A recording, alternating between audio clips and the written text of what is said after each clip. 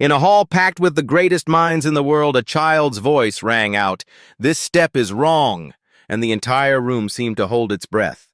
The hall was filled to the very last seat. Wooden paneling climbed the walls like a library turned inside out, lined with portraits of men and women who had once stood at the front of this very room. Tall windows, framed by dark velvet curtains, were shut tight against the November wind that rattled the ivy outside. The air carried the faint mingling scents of chalk dust, polished oak, and the coffee brewing for the reception in the foyer. At the front stood the great blackboard, the kind that could slide up and down on a pulley system, revealing a second board behind it. Tonight it was already full from edge to edge with the delicate scrawl of a proof. Not just any proof. It was the culmination of 50 years of stubborn pursuit, the long-awaited solution to the Hartwell conjecture. To most people, the Hartwell conjecture was little more than a rumor from the far-off world of higher mathematics. But to the minds in this room, it was a living mountain. It had been proposed in 1972 by Dr. Samuel Hartwell, and in the half-century since, it had consumed careers and stubborn hopes. The conjecture dealt with the behavior of integer solutions to a particular class of nonlinear Diophantine equations. Even for the mathematically trained, it was a terrain that twisted and rose without warning. Entire generations of graduate students had thrown themselves against it, emerging with partial results that still fell short of the summit. And tonight, Professor Harold McCallan claimed to have reached the top. The audience was a tapestry of the mathematical world. Elderly professors in wool suits that smelled faintly of pipe smoke, postdoctoral researchers clutching their notepads, graduate students trying to steady their breathing. There were even a few journalists in the back, their notepads open more for the story of a scientific victory than for the content of the proof itself. Princeton University had seen its share of historic announcements, but there was something electric about the air tonight. At the far back of the hall, on a folding chair that wobbled slightly, sat a boy. His feet did not reach the floor. His sweater was a faded brown, stretched at the elbows. The hair over his forehead refused to stay flat, no matter how often he smoothed it down with his palm. His name was Noah Parker, and he was 6 years old. He had not come for the mathematics. In truth, he had not been invited at all. His mother, Julia Parker, was working the reception shift for the evening, carrying trays of water glasses and setting out rows of coffee cups in the side hallway. She could not find anyone to watch him at home, and the thought of leaving him alone was unthinkable. So, she brought him along and told him to sit quietly in the last row while she worked. Noah did as he was told, but not in the way most children would. He did not fidget, did not pull a toy from his pocket, did not swing his legs restlessly. Instead, he stared at the blackboard, eyes tracking the lines of chalk, as though following the flight of migrating birds. He did not understand the grand words on the slides, things like algebraic geometry or transcendental number theory, but numbers themselves were not strangers to him. They had been speaking to him for as long as he could remember, not in words but in patterns, rhythms, and shapes. Professor McCallan began. His voice was clear but measured, like a man pacing himself on a familiar path. He reviewed the background of the conjecture, outlining the failed attempts and partial theorems that had led to his approach. On the blackboard, the chain of reasoning unfolded, lemmas building on lemmas, inequalities giving way to equalities, transformations that shifted a tangled forest of symbols into something almost elegant. Noah leaned forward. His mother often said he looked at numbers the way other children looked at fireworks. It was true. To him, each step of the proof was like a note in a long song. He could feel when it rose, when it fell, when it rested. Halfway through, McCallan slid the top blackboard up to reveal the one beneath. His chalk moved quickly now, the pace of a man nearing the end of a long race. He rewrote the previous equation, transformed a term, and shifted it across the equality sign. The audience followed, pens scratching in notebooks, some nodding at the elegance of the maneuver. But Noah stopped breathing for a moment. Something had fallen wrong. The melody in his head had stumbled. The transformation from one line to the next left behind a remainder that should not vanish. It was not dramatic. It was small, like a single brick missing from a wall. But in mathematics, small gaps were cracks that could run all the way through.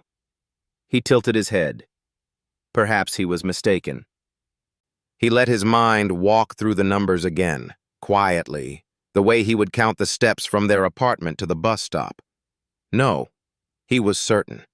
The number left over was not where it should be. Without thinking, he spoke. His voice was soft, but in the charged stillness of the hall it carried. This step is wrong. It was not loud, but heads turned. A ripple of surprise moved through the back rows. A few polite chuckles rose from the audience. A child's interruption in the temple of mathematics. Professor McCallan froze for the briefest instant, chalk still in his hand. His eyes flicked toward the sound, finding the small figure in the back row. For a heartbeat, something passed across his face. Surprise, perhaps, or recognition. But it was gone before anyone could be certain. He smiled faintly, the kind of smile reserved for a harmless mistake. And then he turned back to the blackboard, picking up where he had left off. The hall settled again. Most people dismissed the interruption as nothing more than a child's confusion. But Noah did not. His gaze stayed fixed on the place where the numbers had shifted. In his mind, they stood frozen, the way chess pieces freeze when a game is paused. He could see the remainder sitting stubbornly where the chalk had erased it. He lowered his eyes to his knees, as though by looking down he could take back the words. His mother had told him to stay quiet. He had not meant to break that promise, but numbers had a way of making him forget the rest of the world. At the side of the hall, behind a half-open service door, Julia Parker was stacking trays.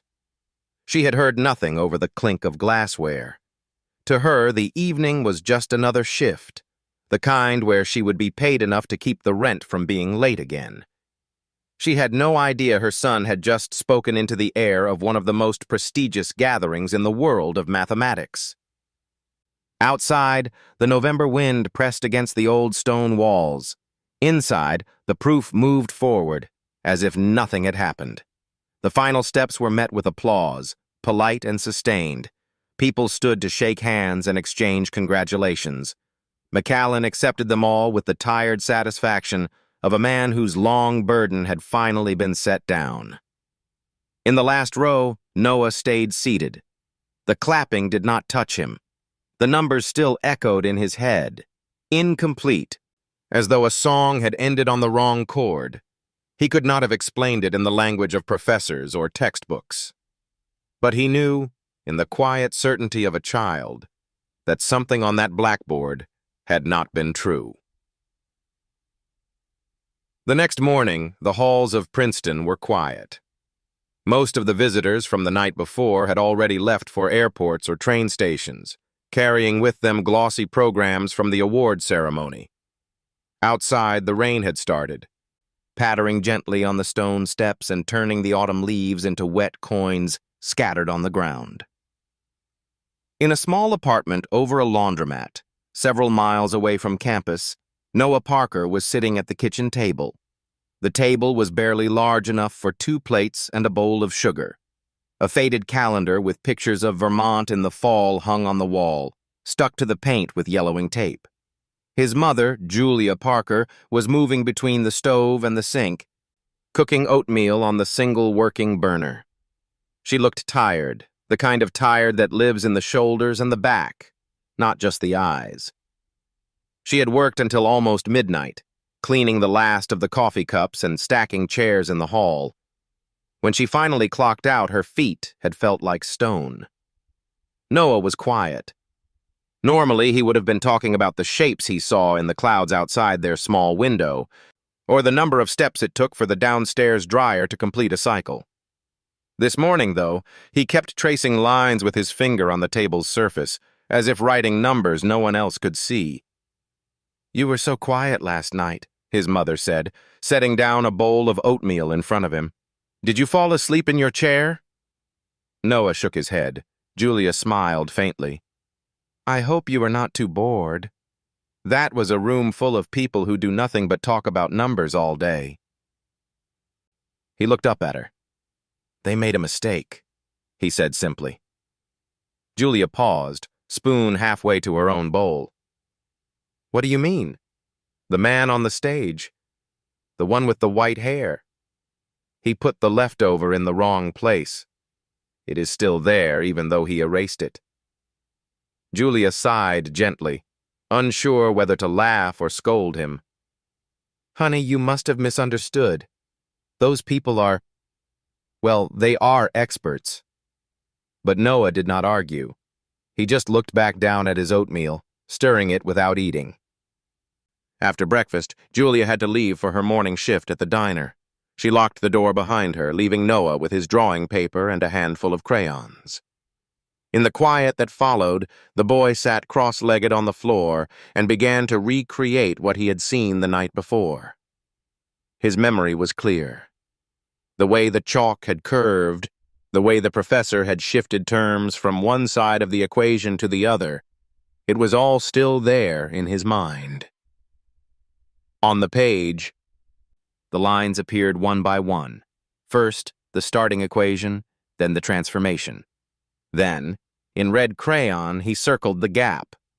To him, it was obvious. You could not simply move a remainder across the equal sign and pretend it had vanished. Even if it was small, it mattered. For a child, Noah had an unusual relationship with numbers. He had learned to count before he could read.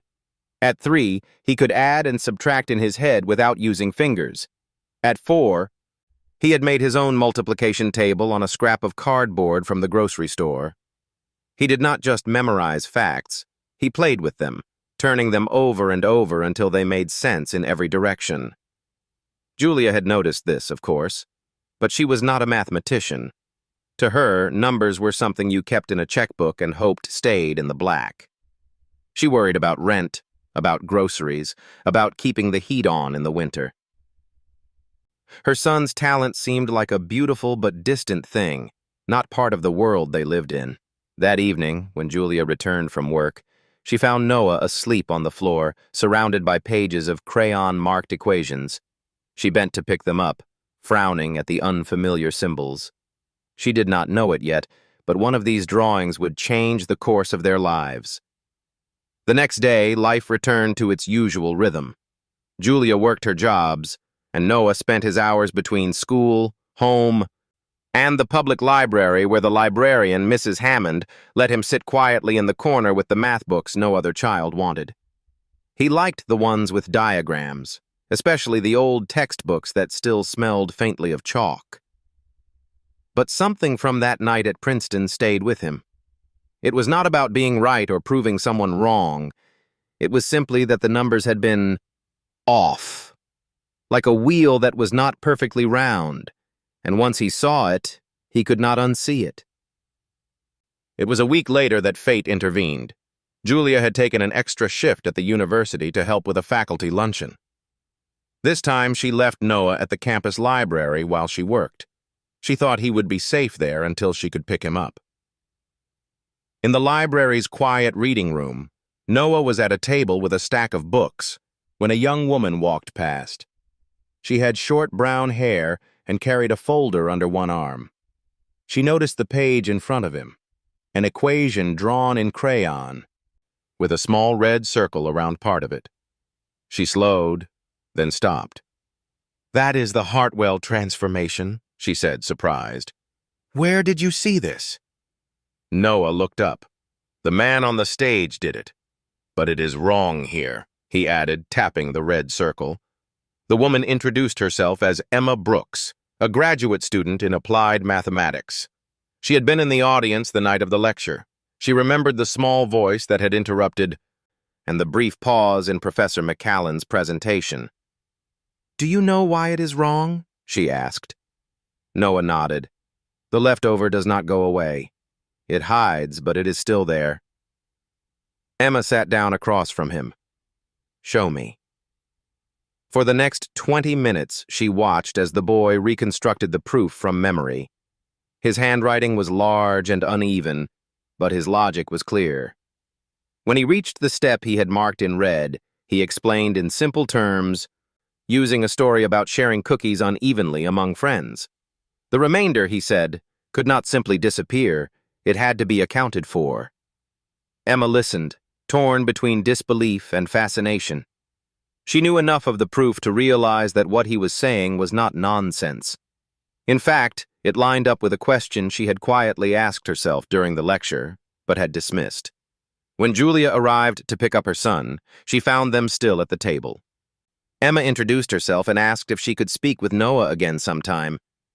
Julia hesitated, but something in the young woman's manner seemed genuine. On the walk home, Julia asked Noah what they had talked about. Numbers, he said simply. Just numbers. That night, after Noah went to bed, Julia thought about the strange turn of events. She had no idea what to make of it. She had grown used to her son seeing patterns where others did not, but this was something else entirely. The university was a world far above theirs, a place she cleaned but did not belong to, and yet, somehow, her boy had stepped into it without an invitation. She did not know it yet, but that step would not be his last. The lecture hall was as bright as it had been in Noah's memory.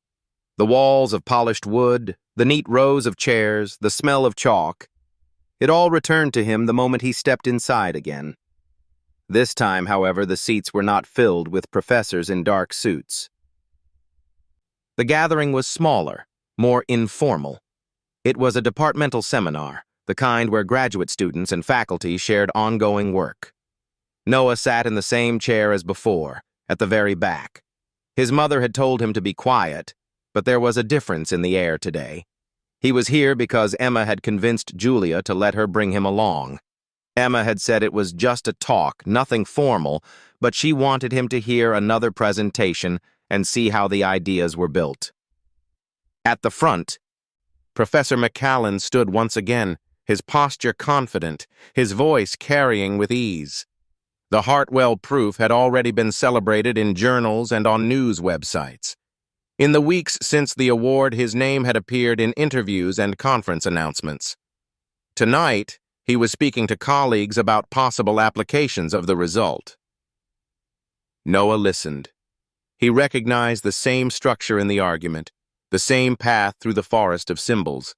And then, like before, he heard it, the stumble in the melody of the numbers, the same step, the same missing piece. Professor McCallan paused to take a question from a student in the front row. It was a technical query about a later stage of the proof. McCallan answered with an easy smile, his chalk tapping the board as he spoke. When he turned back to write, Noah's voice came again. If you move that part there, you still have the leftover. The words were not loud, but they were clear. A few people turned in their seats. McCallan stopped. His eyes found Noah. You are the boy from the ceremony, he said, his tone more amused than surprised. Noah nodded, his small hands folded in his lap. And what is it you think is wrong? Noah hesitated. He had not planned to speak, but Emma gave him a small nod from where she sat near the aisle. When you divide, there is a leftover. If you just put it somewhere else, it does not disappear. A few chuckles broke out. One of the graduate students whispered something to his neighbor, and they both smiled. McCallan leaned slightly on the lectern. My young friend, mathematics at this level is not quite the same as the arithmetic you are learning. We do not think of it as leftovers. But if it is not there, you cannot get back what you started with. Noah interrupted softly. The chuckles grew. Someone coughed to cover their laugh.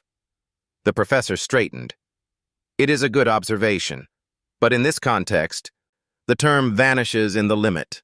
It is not something you need to worry about. Noah's face warmed. He could feel the weight of all the eyes on him. He lowered his gaze to the floor, wishing the words could be taken back. McCallan moved on. His chalk struck the board again, the proof flowing forward as if the interruption had been no more than a brief gust of wind in the room.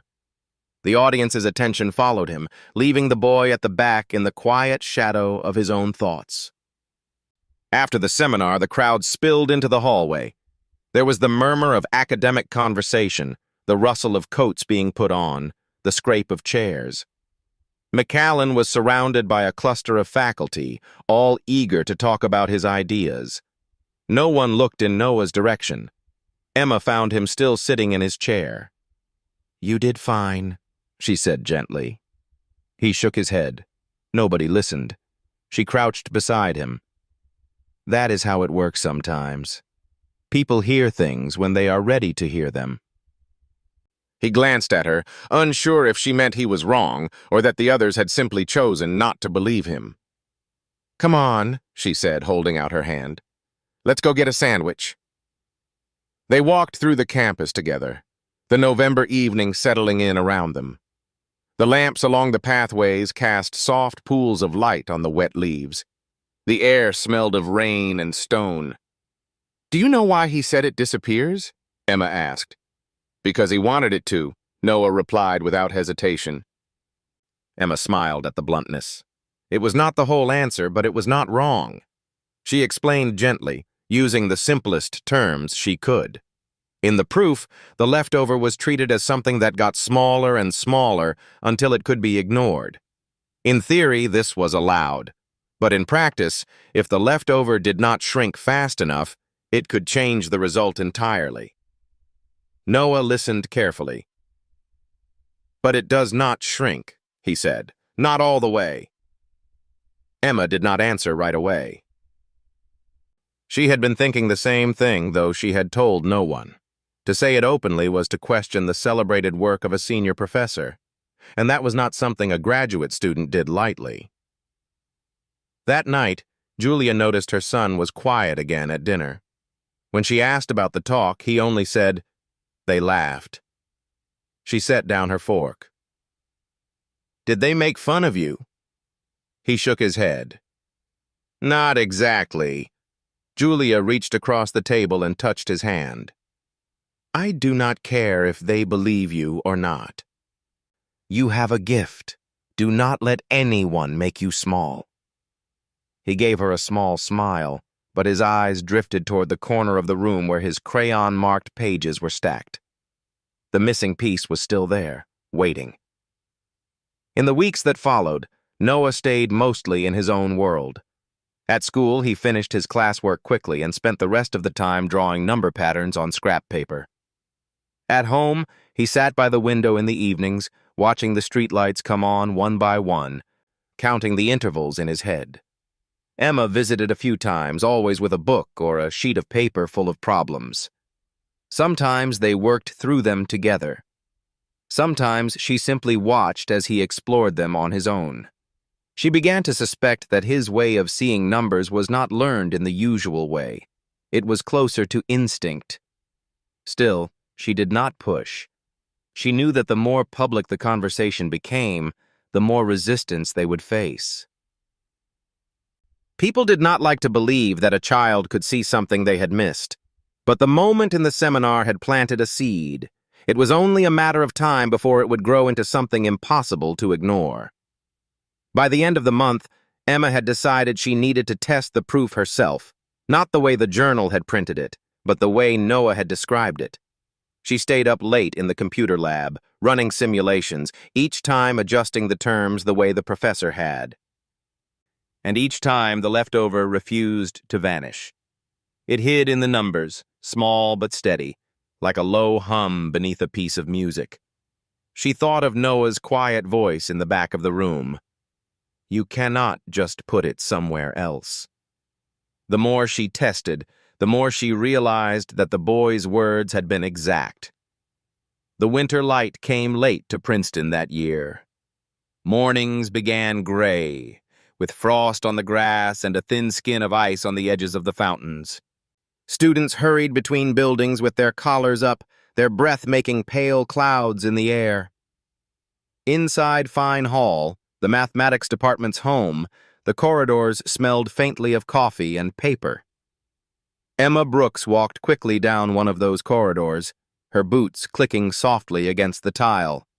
She carried a stack of printouts under her arm, rows of numbers, each line the result of a simulation she had run the night before. She had not slept much. Since the evening in the seminar when Noah's voice had been brushed aside, the idea of the leftover had been lodged in her mind like a splinter. At first, she had told herself it was nothing, that the child's intuition was simply a charming coincidence. But every time she reviewed the proof, the same unease returned. It was not just the logic. It was the way Noah had described it. Not in the formal language of mathematics, but in the plain terms of something tangible. You could not simply move the remainder and pretend it had vanished. Her own calculations had begun to confirm it. That afternoon, she stopped by the small apartment above the laundromat. Julia Parker answered the door, wiping her hands on a dish towel. "Emma," she said, surprised. "Is something wrong?"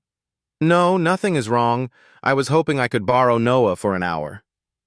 Julia hesitated. "Is this about the math thing again?" "It is," Emma admitted. "I think he might be right." Julia stepped back and let her in. Noah was at the table, coloring a picture of a train in a children's book. He looked up when Emma entered, his face brightening. "Do you want to help me with something?" she asked. He nodded, setting down the crayon. They walked together to the university. The cold air stung their cheeks, but Noah did not complain. When they reached Fine Hall, Emma led him into her office, a narrow room with a desk pushed against the window and a whiteboard covering one wall. She handed him a marker. "Can you show me again from the beginning?" Noah uncapped the marker and began to write. His numbers were large, uneven, but steady. He moved from step to step without hesitation, the way someone might hum a song they knew by heart. When he reached the critical transformation, he stopped and looked at her. "Here. This is where it happens." He drew a small circle around the term. "This is the leftover. It does not go away." Emma studied the board. She saw it as he did now, not as a string of symbols, but as a thing with weight and shape. The leftover was a pebble dropped in a stream. The current moved around it, but it never dissolved. She turned to her desk and pulled out her printouts. "These are the results when I run the proof through a computer. Every time the leftover is still there. It is small, but it never disappears." Noah nodded, as if this were the most natural thing in the world. For the next hour, they worked together. Emma translated Noah's explanations into formal notation, adding them to the printouts. She explained what she was doing, not to teach him, but so that he could see how his idea fit into the language the rest of the field spoke. "Do you understand what this means?" she asked finally. "That he was wrong?" Noah said. Emma hesitated. "Not exactly. It means his proof is incomplete. And if it is incomplete, then the result might not hold at all." Noah tilted his head. "So, the mountain is not climbed." "Exactly," Emma said softly. When she walked him home that evening, Julia met them at the door. She could see the seriousness on Emma's face. "What is going on?" she asked once they were inside. Emma glanced at Noah, who had gone to the corner to put away his jacket. "I think your son has found a flaw in a proof that just won one of the highest awards in mathematics." Julia stared at her. "That is not possible." "It is possible," Emma said. "And I think it is real." Julia sat down at the table. "If you are right, what happens now?" Emma hesitated. "That is the problem. If I bring this to the department, they will say I am trying to discredit a senior professor. And if I say a 6-year-old pointed it out, they will not take it seriously. So you will not tell them?" "I will. But we have to do it carefully. We have to make sure there is no doubt." Over the next 2 weeks, Emma and Noah met whenever they could. Sometimes in her office, sometimes in an empty classroom. She would bring him problems to solve, some related to the Hartwell conjecture, others simply to see how he thought. He never used formal terms unless she taught them to him. He preferred to describe numbers in pictures and stories. Once, to explain why a certain step in the proof could not be valid, he told her it was like cutting a cake and pretending the crumbs did not count. Emma began to keep a notebook just for his explanations. She realized they were not childish at all. They were metaphors for concepts that took graduate students years to understand. One afternoon, while they were working, the door opened and Professor McCallan stepped inside. Emma felt her stomach tighten. "Emma," he said with a polite nod. "And young man." "Hello," Noah said quietly. McCallan's gaze moved to the whiteboard, where part of the proof was written in large, uneven handwriting. His brow furrowed. "What are you doing here?" he asked Emma. "Just exploring some ideas," she replied, keeping her tone neutral. McCallan stepped closer to the board. "This is my proof." "We are looking at one part of it," Emma said. His eyes lingered on the circled term. His jaw tightened. "This is not something to be tinkered with like a puzzle, Emma. The structure is delicate." Emma held his gaze. Sometimes the delicate parts are where the cracks are. For a moment the room was silent. Then McCallan gave a short, cold smile. "Be careful, Miss Brooks. Ambition can be dangerous in our field." He turned and left, the door closing softly behind him. Noah looked at Emma. "He is angry." "Yes," Emma said quietly. "He is." That night, Emma sat at her desk long after the building had emptied. She knew McCallan's warning was not idle. Challenging him could cost her career. But the truth was there on the whiteboard, drawn in the hand of a child. And once seen, it could not be unseen. In her notebook, she wrote a single line beneath the day's date. "The only one who believed him was me." The research room on the third floor of Fine Hall was never meant to be dramatic. It was a narrow space lined with metal shelves of old journals, a few mismatched tables, and a single long whiteboard on the far wall. But in the last week of December, it became the center of a quiet storm. Emma Brooks sat at one of the tables, her laptop open, the screen full of matrices and plotted curves. The heater clicked on and off in the corner, but she barely noticed. Beside her, Noah Parker was sitting cross-legged in a chair much too big for him, his sweater sleeves pulled over his hands. He was drawing on a sheet of paper, a pattern of circles and lines that, to anyone else, might have looked like random shapes. In front of them, the whiteboard was covered in the Hartwell proof. Emma had written it out in full, step by step, using black marker for the original argument and blue for her own notes. The critical transformation, the one Noah had circled, was outlined in red. For the past 3 days, Emma had been running every variation of the proof she could think of. She tried adjusting the assumptions, changing the boundary conditions, even approaching the problem from entirely different branches of number theory. Each time, the leftover term Noah had identified refused to vanish. She turned the laptop so Noah could see. "See this graph?" she said. He nodded. "That little line that never touches zero?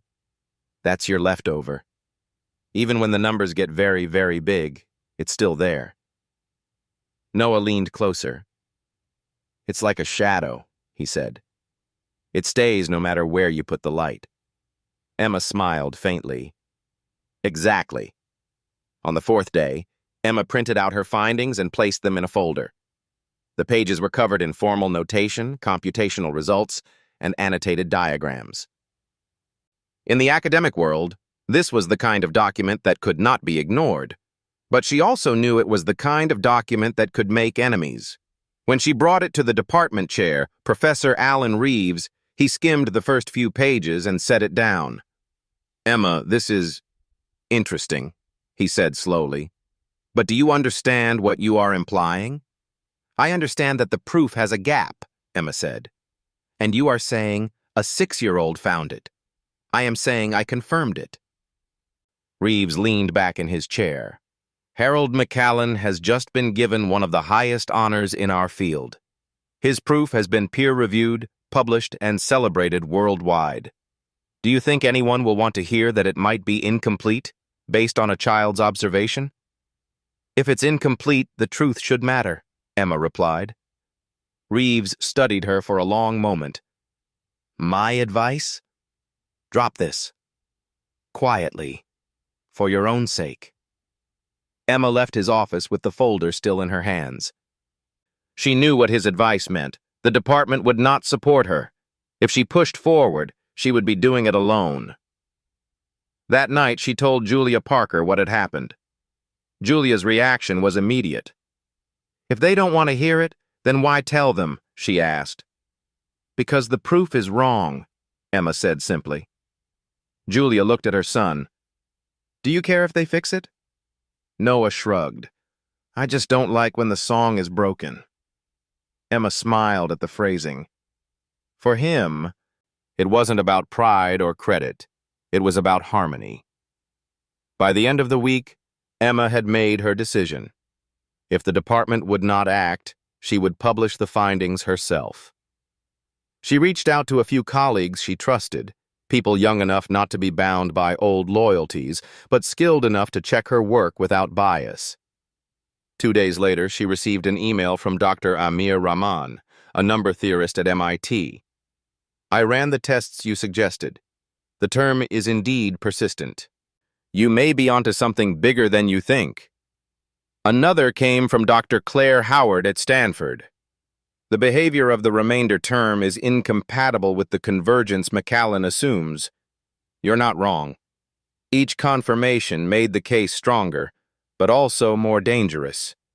Word was spreading quietly, and Emma knew it would eventually reach McCallan himself. One evening, in the nearly empty research room, Noah asked, What happens if you tell everyone? Some people will listen, Emma said. Some won't, and some will be angry. Why angry? Because they don't like changing their mind once they've decided something is true. Noah thought about that. But numbers don't get angry. No, Emma said softly. They don't. The confrontation came sooner than she expected. McCallan appeared in the doorway of the research room without warning. His presence filled the narrow space. He looked at the whiteboard, then at the papers spread across the table. So it's true, he said. You've been running a campaign against my proof. I've been checking it, Emma replied evenly. And this... He picked up one of the printouts, flipping through the graphs. This is your evidence? Computer noise? Numerical artifacts? It's consistent across every method I've used, Emma said. And it matches what Noah saw the night of your lecture. McCallan's eyes hardened. Do you realize what you're doing? You're undermining the credibility of this department, of the award committee, and of me. I'm trying to correct an error. He dropped the printout onto the table. You have no idea what you're playing with. He turned to leave, but stopped at the door. If you publish this, you'll be finished here. Both of you. When he was gone, the room felt colder. That night, Emma and Noah stayed late, working in near silence. Outside, snow began to fall, blurring the campus lights into halos. Emma finally set down her pen. We can't stop now, she said quietly. Noah looked at her and nodded. The song has to end the right way. By the end of January, Emma had prepared a full preprint, a detailed technical report documenting the flaw, supported by computational evidence and formal analysis. She listed herself as the sole author, but in her private notes, the first line read, Observation credited to N. Parker, age 6. She uploaded it to the online mathematics archive late one night, her hand trembling slightly as she clicked the final button. Once it was there, it could not be taken back. The fever in the research room had broken, but the storm outside was just beginning. Snow still clung to the edges of the campus sidewalks when the first real pushback began. At first, it was small. Emails that arrived in Emma Brooks's inbox with subject lines like your recent upload, or concerns about your preprint. Some were polite, suggesting she consider the broader implications before making premature claims. Others were curt. This kind of attack damages reputations. By the end of the week, the tone had hardened. One message read simply, "Retract it." Julia Parker noticed the change almost immediately. Emma had always carried herself with quiet focus, but now she seemed to walk under a weight that pulled her shoulders forward. She stopped by the apartment less often, and when she did, she kept glancing at her phone as if expecting bad news. Noah picked up on it too. One evening, as Emma sat at the kitchen table with her laptop, he climbed into the chair beside her. "Are they mad because I saw the leftover?" Emma closed her laptop and turned to him. "Some people are mad because they don't want to believe there's a leftover." "Why not?" "Because if they admit it, they have to change things. And change is hard for some people." Noah thought about that, then asked, "What happens if we just don't tell anyone?" Emma glanced at Julia, who was standing by the stove. She chose her words carefully. "Then the proof stays broken, and people will keep building on it without realizing there's a gap." Julia stirred the pot on the stove. "But what if telling the truth means you lose your place here?" Emma smiled faintly, but her voice was steady. "Then I'll find another place." The next morning, Julia was called into the office of her supervisor at the university dining hall. The conversation was short and cold. "We've had complaints," the supervisor said, "about your son being disruptive in academic spaces." Julia blinked. "Disruptive?" "He just sits quietly. It's been noted that he has interfered with faculty presentations, and there's concern that his presence is distracting." Julia's voice tightened. "He's 6. The supervisor folded her hands. "I'm telling you this as a courtesy. If it happens again, your job here will be reconsidered." When Julia came home that afternoon, she didn't say much, but Noah noticed her eyes were red. Emma heard the news that evening and set her jaw. "They're trying to pressure you through your mother," she told Noah. Julia shook her head. "I can't lose this job, Emma. It's the only steady thing we have." Emma hesitated. "What if I could get you work off campus? Something that doesn't depend on the university?" Julia gave a tired smile. "You've already done enough for us." The days that followed felt like walking against the wind. Emma's preprint was being discussed quietly among mathematicians around the world. A few defended her, saying the finding was valid and important, but others called it misinterpretation or a numerical curiosity, dismissing it without addressing the details. McAllen remained silent in public, but Emma knew from colleagues that he was working behind the scenes, urging conference organizers not to invite her to speak. One even admitted to her privately, "I was told you're difficult." In a field where reputation traveled faster than results, this was not a small threat. Noah continued to come to Fine Hall when he could, but now they worked in the smallest seminar rooms, far from the main corridors. He seemed unbothered by the secrecy. Sometimes he would hum quietly while writing numbers on the board. One afternoon he stopped and turned to Emma. "What if we show everyone without telling them it's the Hartwell thing?" Emma tilted her head. "What do you mean?" "Like a game. We give them the numbers, and if they find the leftover, they win."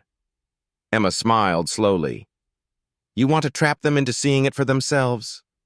Noah shrugged. "If they see it, they can't say it's not there." That night, Emma thought about the idea. In a way, it was brilliant. Strip away the name and the politics, and let the mathematics speak for itself. But even if they saw it, would they admit it? The next morning, she drafted a short problem set that embedded the critical transformation in a simpler context. She sent it to a handful of colleagues, presenting it as an interesting remainder behavior problem. Within days, replies came back. Curious artifact. I see the persistence you mentioned. It doesn't converge under the given conditions. Each was proof that the flaw was real, at least to those willing to look. But the institutional pressure didn't ease. One afternoon, Emma returned to her office to find an envelope slipped under the door. Inside was a single sheet of paper with no signature. Withdraw your claim. Protect your future. Noah found her staring at it when he arrived. What's that? Emma crumpled it in her hand. Just noise. But she knew it was more than that. It was a reminder that silence was the safer path. Julia finally confronted her a week later. I don't understand why you keep pushing this, Emma. You've done the tests, you know you're right. Isn't that enough? Emma leaned on the counter. If the truth doesn't get out, it's like it never happened. And what if the truth costs you everything? Emma's gaze softened. Then at least I'll know I didn't give it away without a fight. The breaking point came when Noah overheard two faculty members talking in the hallway outside the seminar room. They say she's using that boy to make her point, one voice said. It's unethical, the other replied. She's dragging a child into a professional feud. Noah walked into the room silently, sat down, and began drawing. Emma didn't ask what he'd heard. She could see it in the way he gripped the pencil. After a moment, he said quietly, I'm not your excuse. I'm your reason. Emma felt a lump in her throat. She reached out and rested her hand over his. I know. By the end of February, the pressure to stay silent had reached its peak. Julia's job was hanging by a thread. Emma's invitations to conferences had dried up, and whispers about the 6-year-old troublemaker had spread far beyond Princeton. But the mathematics hadn't changed. The leftover was still there, small and stubborn, refusing to vanish. And that, Emma knew, was the only thing that mattered. What neither of them could see yet was that the storm was about to spill into the open, and when it did, there would be no way to hide. March came with rain.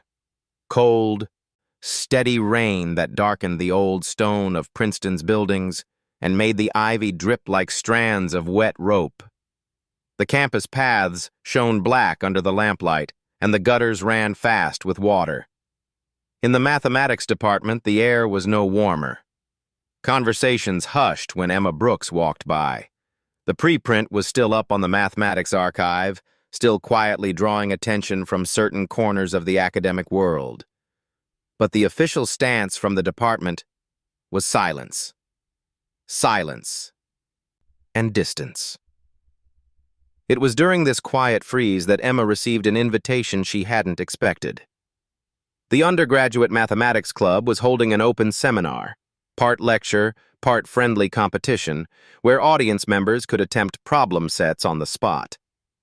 It wasn't an official university event, just a student-organized afternoon gathering. The club president, a lanky senior named David, had written, "We heard about your work on remainder persistence.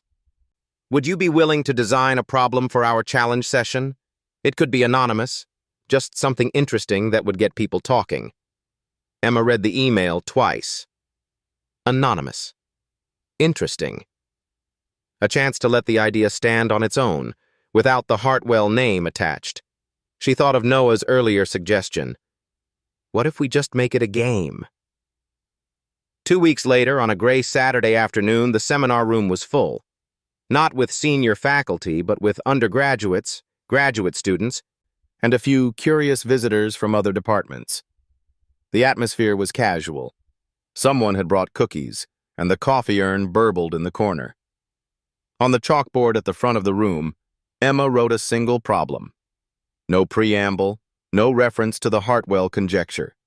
Just a clean, simple statement involving the transformation of a sequence of numbers. Find the limiting behavior of the remainder term as n approaches infinity. Beneath it, She drew the first 3 steps of the transformation, careful to mirror the structure of McAllen's critical step without giving it away. Noah sat in the back row, his small legs swinging. Julia was beside him, her hands folded tightly in her lap. Emma had assured her this was just a student event, nothing risky. The participants began scribbling in their notebooks. Some worked in pairs, whispering over their calculations. Others stared at the board with narrowed eyes. It was a deceptively simple problem, and Emma knew it would lure them into trying the same shortcut McAllen had used. 20 minutes passed. Hands went up with partial answers. Several claimed the remainder vanished completely in the limit. A few admitted they couldn't get it to disappear no matter how they adjusted the steps.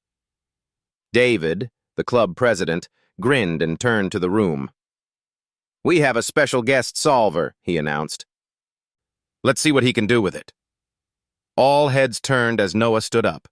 He walked slowly to the board, Emma handing him the chalk. His sweater sleeves hung over his wrists.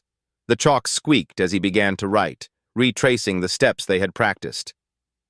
"This part works fine," he said, pointing to the first line. "And this part is still okay. But here," he circled the 3rd step. "The leftover doesn't go away. It just hides here." He tapped the circled term, then wrote out the next few iterations, showing how the remainder stayed the same size.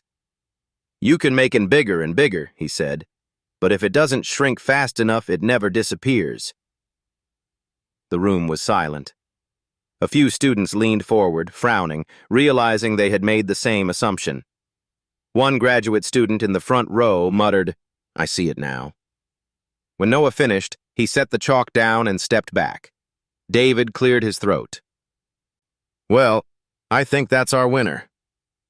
Laughter and applause broke out, but it wasn't mocking. It was the sound of people genuinely surprised and impressed. Even those who had initially thought the remainder vanished now saw the flaw in their work. From the back, Julia's shoulders eased. She hadn't realized she'd been holding her breath. After the session, a small group of students gathered around Emma.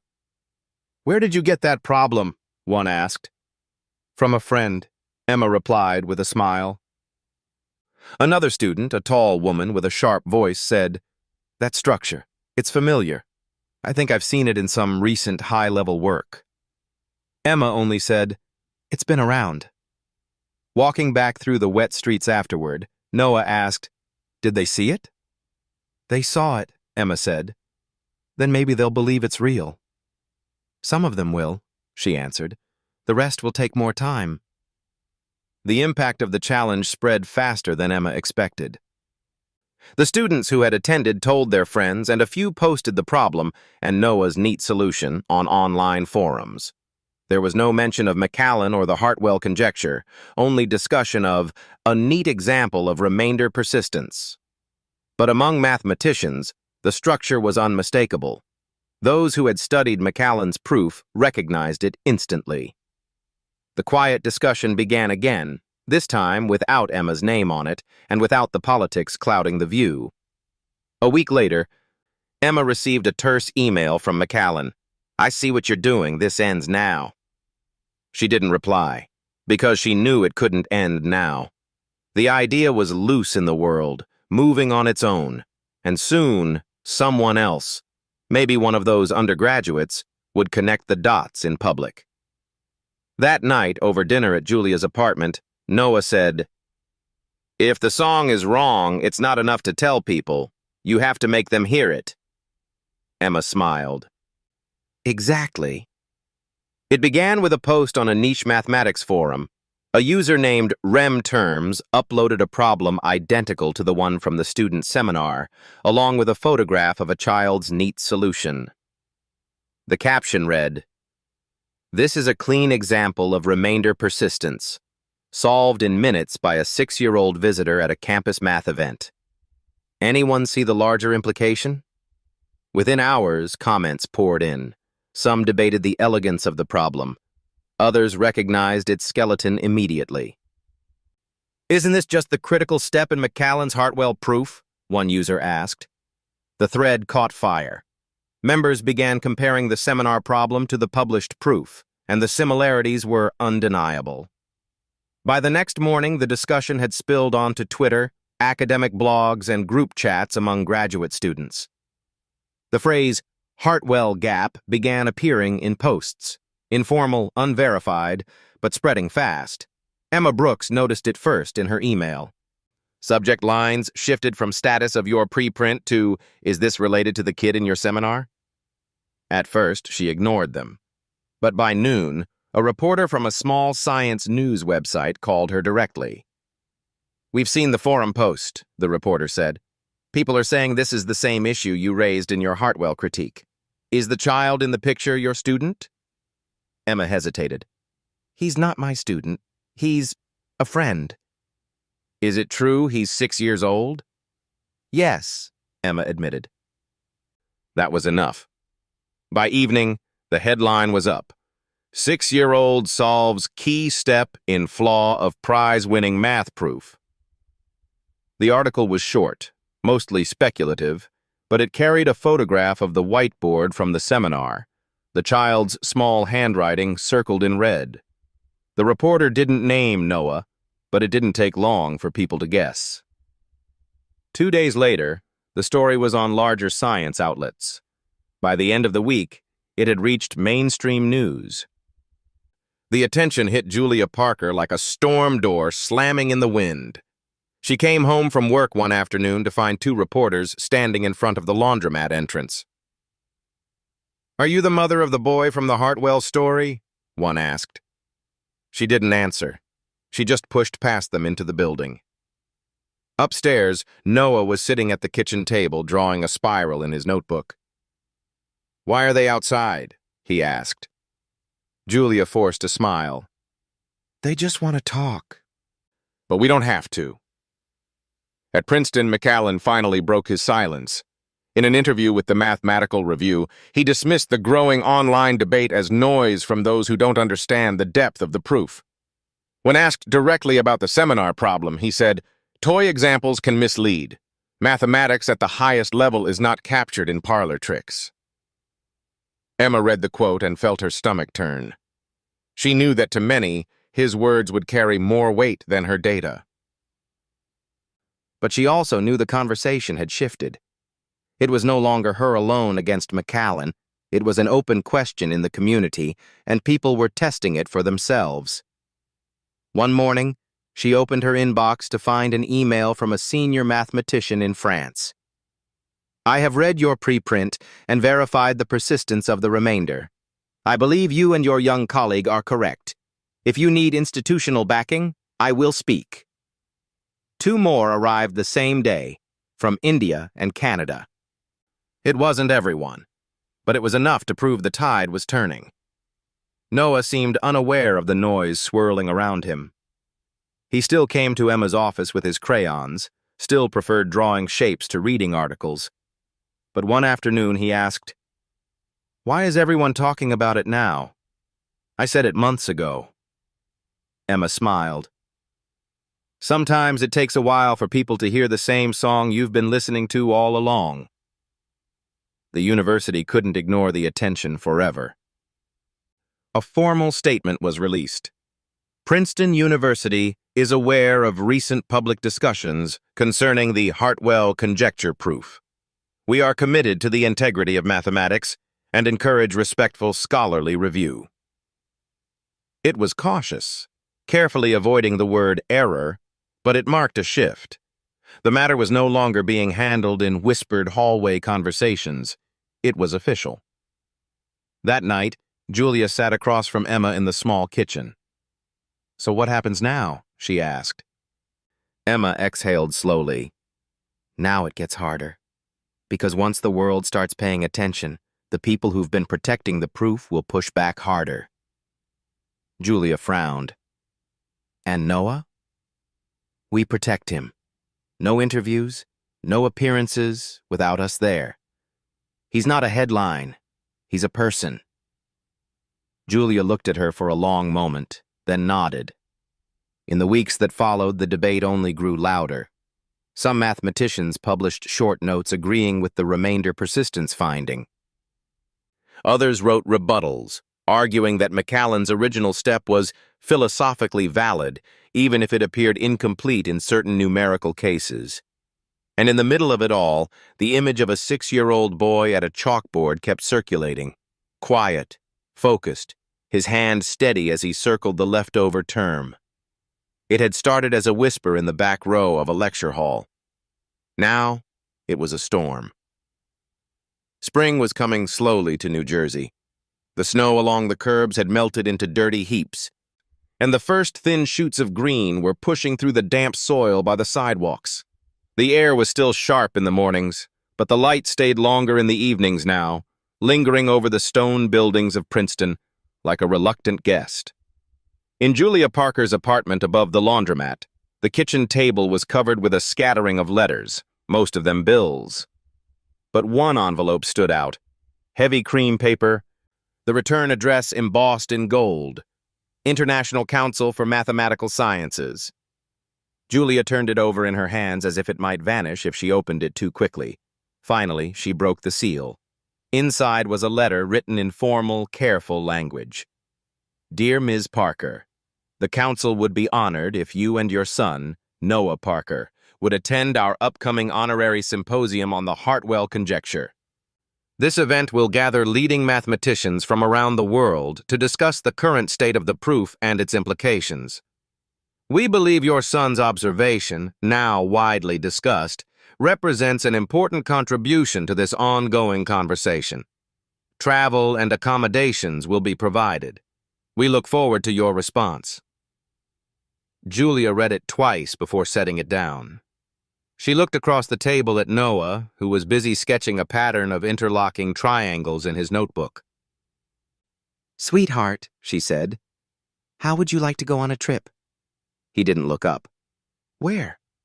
To a big meeting, with lots of people who do math. Noah frowned slightly. Will they want me to talk? Maybe, but you don't have to if you don't want to. He thought for a moment, then asked, Can I bring my green notebook? Julia smiled. Of course. When Emma heard the news, she was halfway between excitement and caution. It's an honor, she said, but it's also political.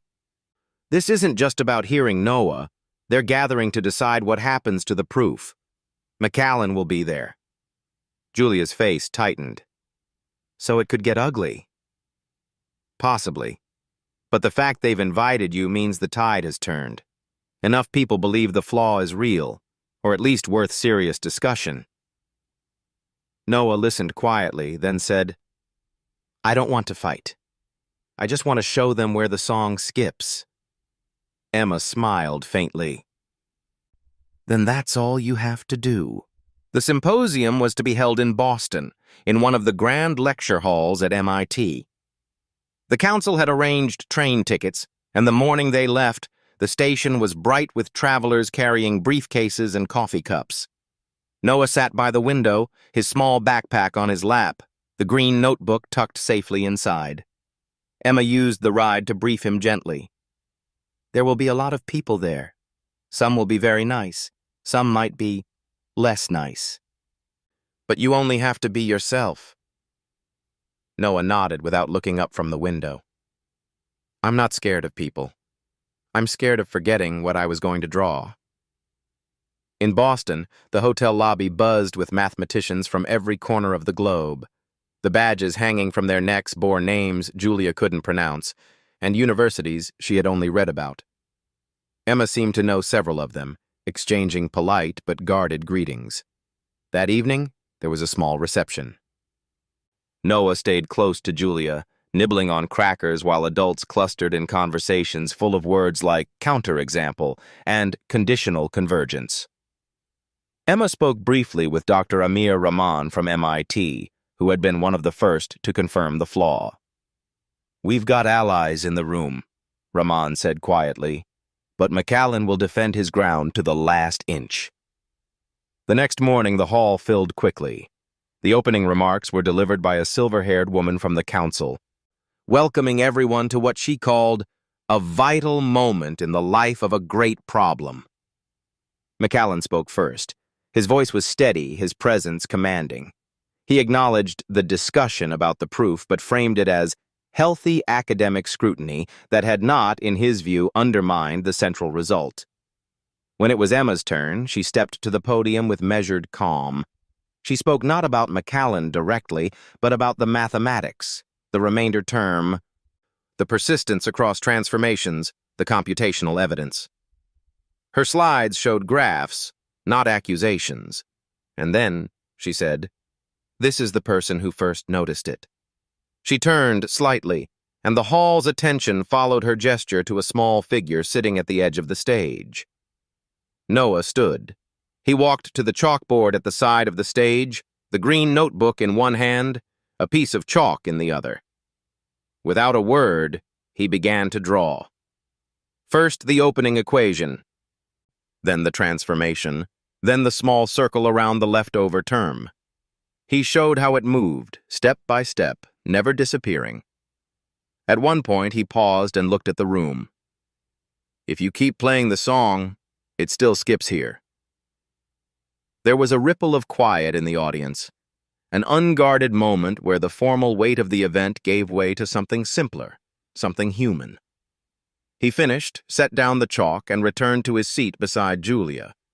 The discussion that followed was intense. Some speakers argued that the gap could be bridged with an additional lemma. Others said the entire proof's conclusion might be invalid. Macallan remained composed but visibly tense, defending his approach as structurally sound despite surface irregularities. By the end of the day, no resolution had been reached, but the air had shifted. The flaw was no longer rumor or fringe. It was a recognized question in need of an answer. That evening, as they walked back to the hotel, Julia asked Noah how he felt. "Like when you open a puzzle box and the last piece is missing," he said. "But at least now everyone knows it's missing." Emma glanced at Julia and smiled. "That's exactly it." The next morning, before they left for the train, Noah found a small envelope slipped under their hotel room door. Inside was a single sheet of paper with neat handwriting. "Thank you for showing us where to look. Not everyone will admit it yet, but you changed the conversation." A fellow listener of the song Noah didn't recognize the signature, but he folded the note carefully and put it in the back of his green notebook. The last day of the symposium dawned clear and bright. The rain had passed overnight, leaving the streets of Cambridge washed clean, the brick sidewalks glistening in the morning sun. Inside the lecture hall, the atmosphere was different now, less combative, more reflective. The debates of the previous 2 days had worn down the sharper edges. People spoke in softer tones, as if the initial fight had given way to thought. Emma sat beside Julia and Noah in the second row. Today's session was billed not as a verdict, but as a closing dialogue. There would be no vote, no formal resolution, only a space to speak freely. The moderator, an older mathematician with gentle eyes, opened the floor for final remarks. Several prominent speakers took their turns. Macallan spoke again, acknowledging the persistence of certain terms, but maintaining his belief that they could be addressed without dismantling the proof. Others disagreed politely, suggesting the gap required more fundamental changes. Then the moderator looked toward Noah. "Young man, would you like to say anything?" Julia's hand tightened on his, but Noah nodded. "I can."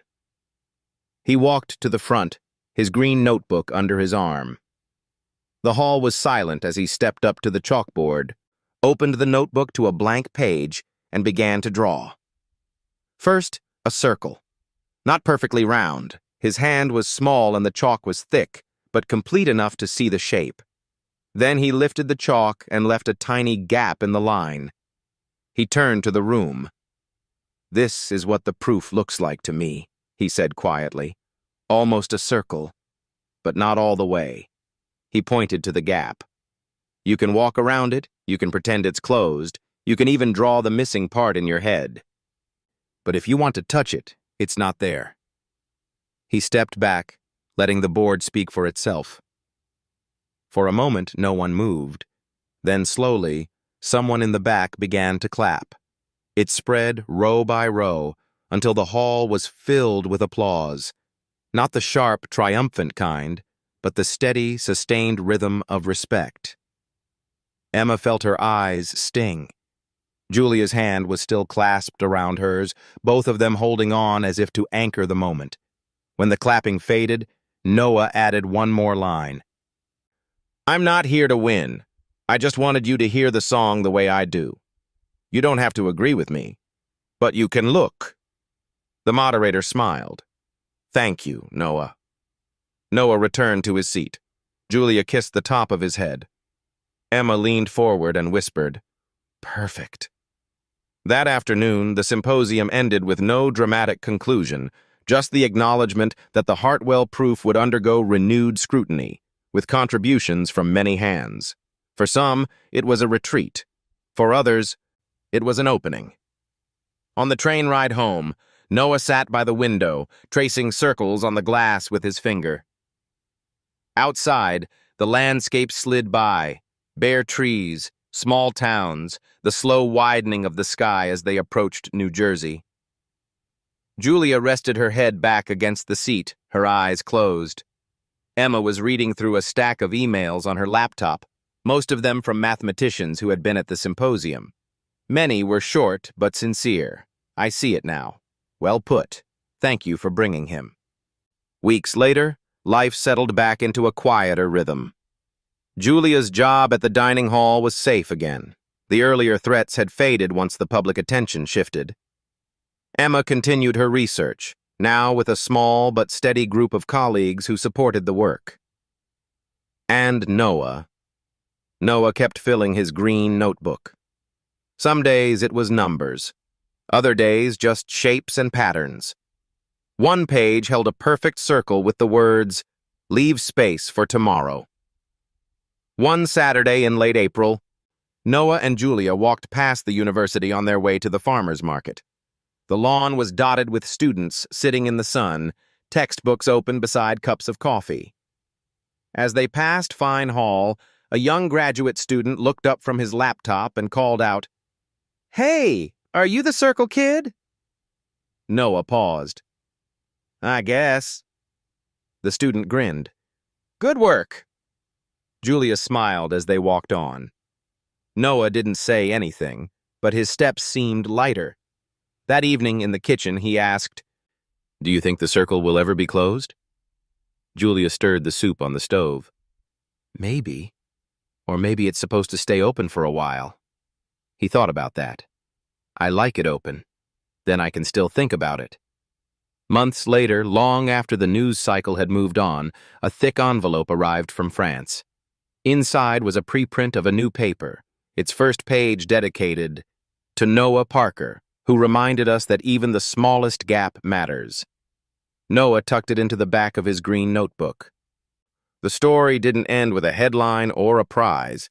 It ended in the quiet of a small apartment above a laundromat, with a boy drawing shapes by the window as evening fell. The circle on the page was still open, just as he'd left it. And in that gap, there was space.